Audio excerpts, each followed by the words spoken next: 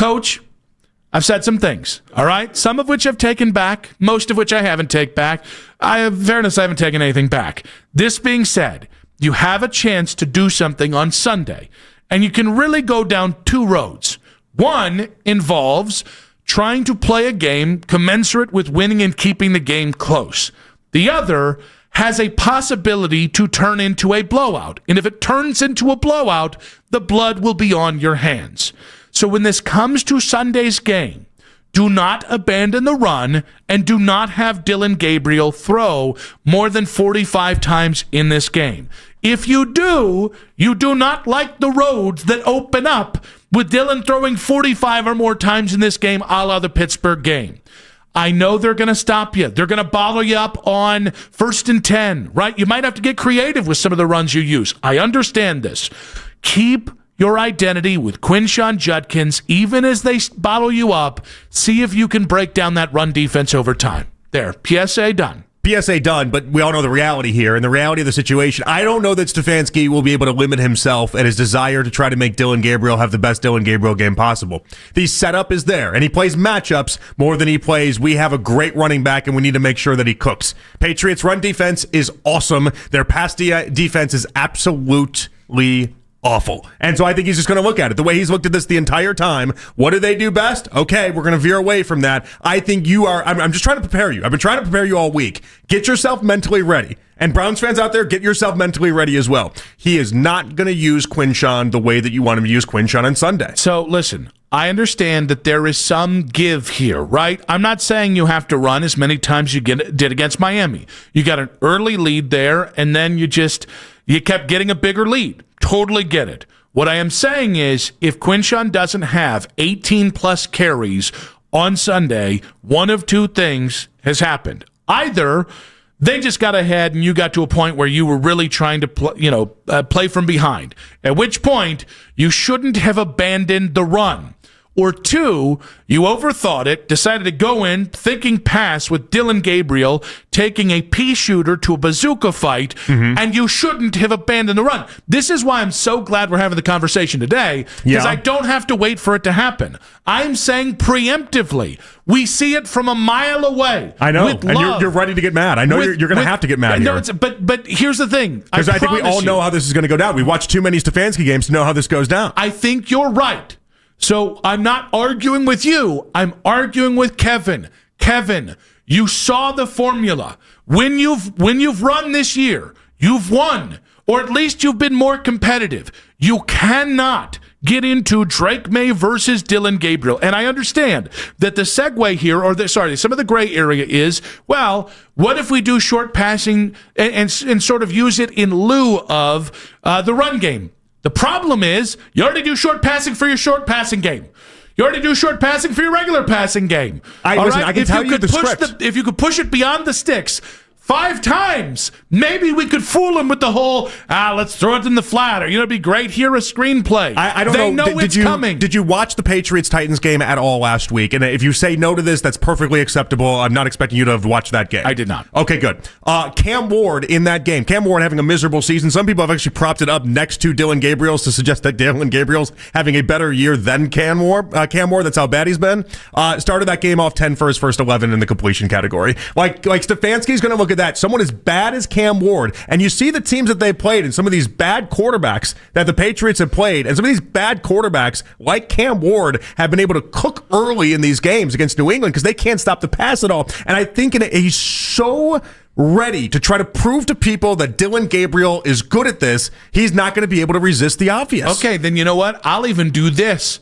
All right, I'm spinning the wheel of possibilities. All right, you're going to abandon the run with Quinshon Judkins. Don't damn do it. All right, but even if you do it, then that kid better throw the ball down the field. Because so help me God, if you abandon Quinshon Judkins in this game, and I have to watch another game where that young quarterback, that Timu Tua, leaves multiple touchdowns takes them off the board in lieu of a tuck it and run for 4 yards, it's not going to be his ass on Monday. It's your ass. Like, listen, Mike Tomlin already showed you. The league has it on film. They get what you're going to do. And if they push back just a little bit on the run game, you're going to abandon it. So how about for once, you stick your feet in the dirt and actually do the thing?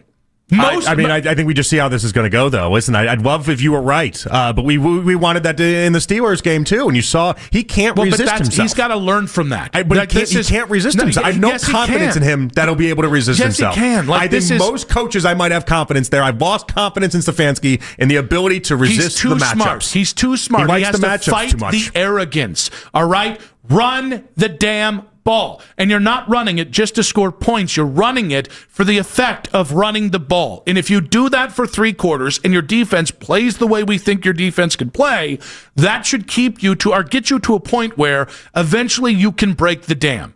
Like if you look, okay, yes, they are the second best run defense in the NFL. Yeah. And also look at the teams they've played. It's not like they're going up against Derrick Henry in their prime.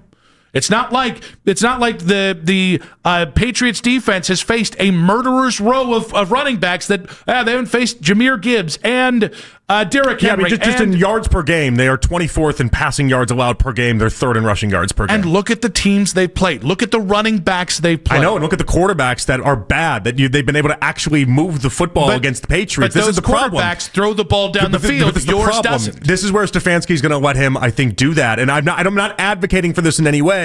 I'm telling you, I don't think Stefanski can resist this opportunity to let Dillon Gabriel potentially have the best game that we've seen Dillon Gabriel have. I think you're right. So again, we're not really arguing with each other. Oh no, we're not. No. You're saying what you think is going to happen, and I say I agree that that's going to happen. But you're trying to persuade him not to before we get the game underway. And I'm saying it's the most avoidable dumb. It's not a dumb move. He's not a dumb, but it's the most avoidable arrogant move.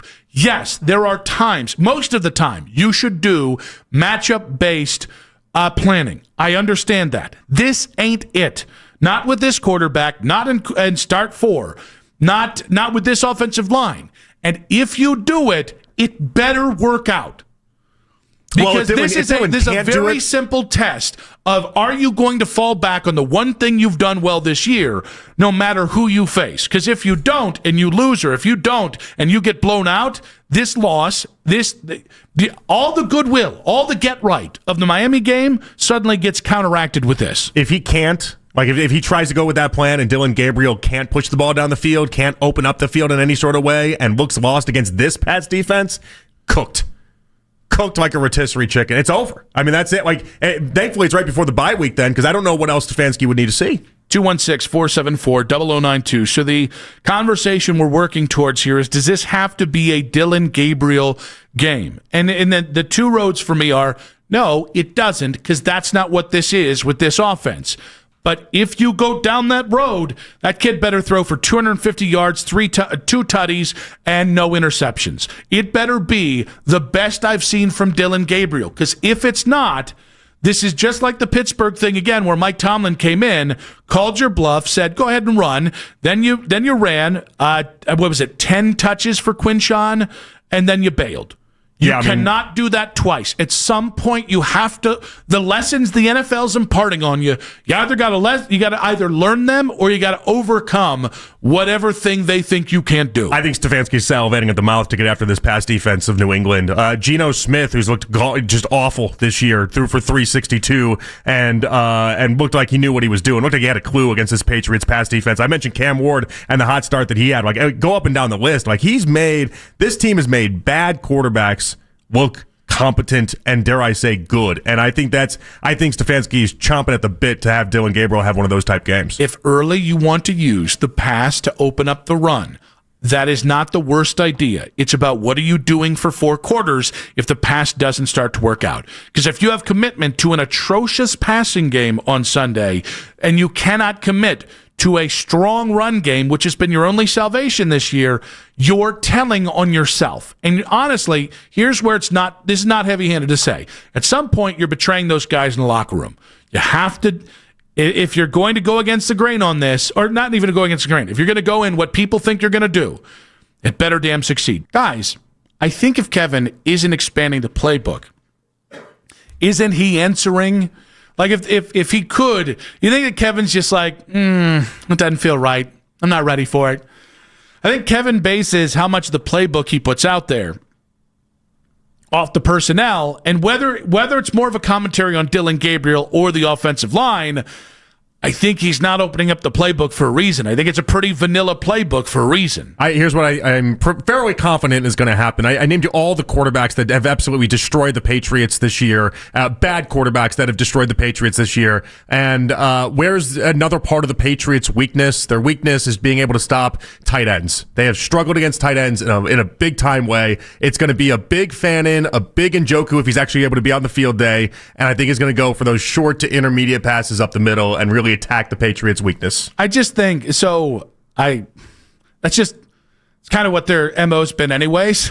Well, that's what I'm saying. It plays into like this is the weirdest matchup. Like if you're a Patriots fan, you shouldn't really be that concerned when everything plays exactly into what the Browns want to do, but also aren't the Browns' strengths. Like if we had like the Dolphins last week played into everything that the Browns would want in a matchup. Poor run defense. You can do Quinshon and have as much and as little as you want there. The weather was so bad that Dillon Gabriel wasn't even able to throw the ball because it was just stupid to throw the ball with him in that moment. Everything played into their hands. This week feels like it's the opposite effect, but that doesn't mean that's how Stefanski views it.